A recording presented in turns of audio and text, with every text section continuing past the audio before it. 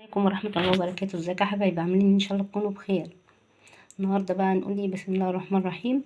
وهوريكم وصفة جميلة جدا هتخلي السكر اللي عنده سكر تراكمي ما يعلاش عليه ابدا.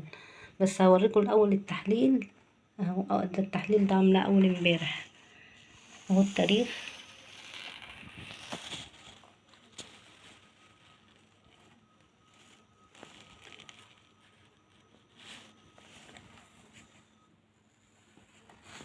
مش عارفة الكاميرا دي مالها. ده التاريخ. وهنا برضو ايه، وهنا 5:30 اهي. 5:30 بتاريخ كام بقى؟ بتاريخ 28/9/2022. والله العظيم ما زاد خالص، ما بيزيدش خالص. الوصفة هي بقى ايه؟ القرنفل. القرنفل اهوت.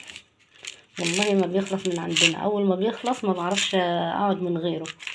وبعد كده بروح اقيس السكر بعد ما بشرب، بعد ما باخد منه يعني بروح اقيس السكر والاقيه ايه، ولا السكر مظبوط. القرنفل والله العظيم ما بستغناش عنه بصراحة.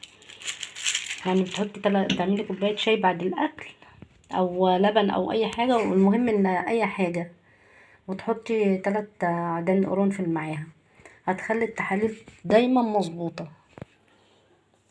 يعني مش هتخلي السكر يعلى أبدا أبدا أبدا. لا يمكن السكر هيعلى، لا يمكن. وده التحاليل الأولانية. طبعا هتقولوا ممكن ما تكونش مريضة سكر، مش معقول هجيب جهاز السكر يعني وأنا ما عنديش سكر. ده جهاز السكر وما بستعملهوش دلوقتي، لان كل ما اروح اعمل تحليل يقولوا لي ما تاخديش علاج. ده بصوا بقى التحليل ده ايه. 15/9/2021 كان كام؟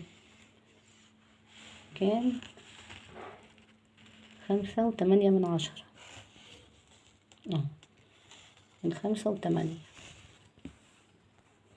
مش هيخلي السكر يزيد عن 5.5.